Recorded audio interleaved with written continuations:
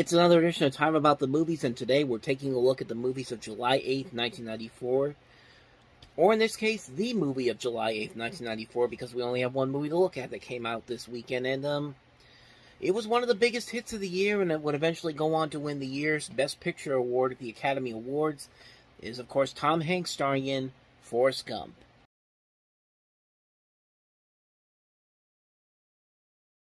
The trailer was almost as long as the movie itself was, but yeah, that was a long trailer, and you could say that it gave away a lot of the movie, but you know what? The movie ended up being pretty damn good. Not just damn good, but one of the year's best movies. This is one of those Best Picture winners where I think the Academy got it right. I mean, there was a lot of good movies that came out in 1994.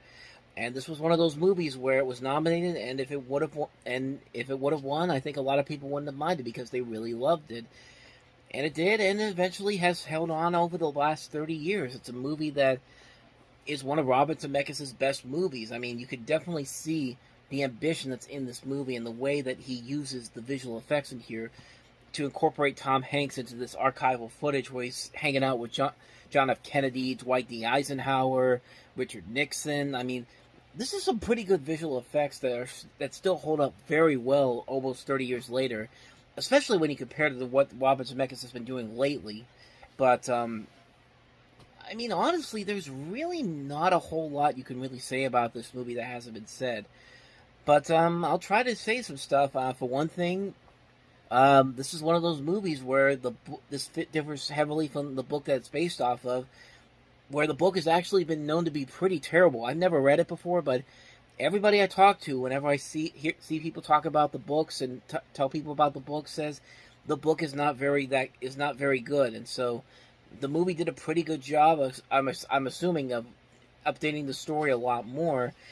And it really works because of Tom Hanks' perfection of this performance. I mean, he's really giving it his all in this movie, giving a very solid performance, a very earnest performance. It doesn't feel like he's forcing this role to be an Oscar baitish type of performance. He's giving an earnest, honest performance, and it definitely shows. He has to play this character through several different decades, different pieces of life, and how the way the world has been going, like going from the 40s, the 50s, the 60s, the 70s to today.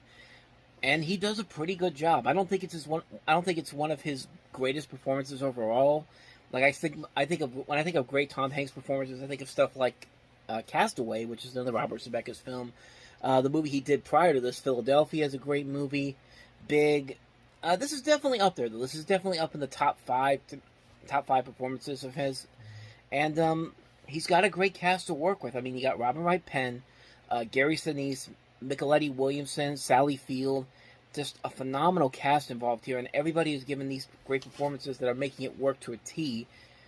And it's just a solid epic film. It's a modern epic film. Like, it doesn't have the same kind of epic.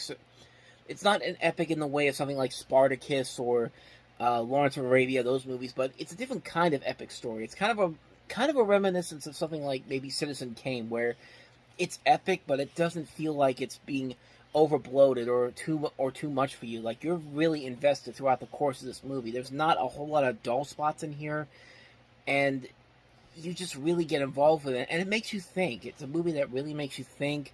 It's a movie that really makes you evaluate things about it. There's a lot of interpretations you can make with it. It's a movie that keeps you guessing as it goes along. Like how is this movie transpiring? Like, how is this movie going to end with him reflecting on this life? Like, what's the main purpose of it? And when it gets to that main purpose, it works out really well. It's a movie that I think really, really has held up very well over the test of time. It's a movie that I definitely could see why it won Best Picture. It's definitely a movie that captured a lot of people's hearts, captured a lot of people's thoughts about the world, captured a lot of people's ambitions, interests, interpretations. It's just a solid film on so many levels, and really, I don't really think I can add any more to it that hasn't really been said already about this film. It's a classic film for a number of reasons. It's a movie you can go back to any time and get really invested in it.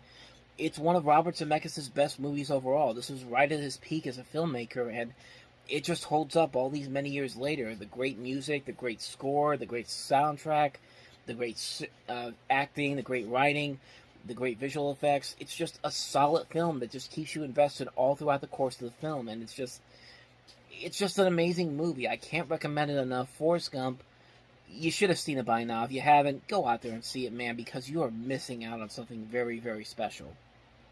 So with that said, we wrap up another edition of Time About the Movies. Next time we meet, we'll take a look at the middle of July. We've got 4 movies to look at, including Arnold Schwarzenegger and James Cameron reuniting for the first time since Terminator 2 with True Lies. We also have Disney's baseball remake, Angels in the Outfield. We also have Spanking the Monkey and the re-release of Doctor Strangelove, or How I Learned to Stop Worrying and Love the Bomb. So we'll look at 4 movies next time. But until then, thank you very much for watching, and if you want to see more videos like this, please hit the playlist on the next page, check out the previous episode, and I will see you guys tomorrow for another episode. So thank you for watching. I'll see you next time, and until then, as always, take care.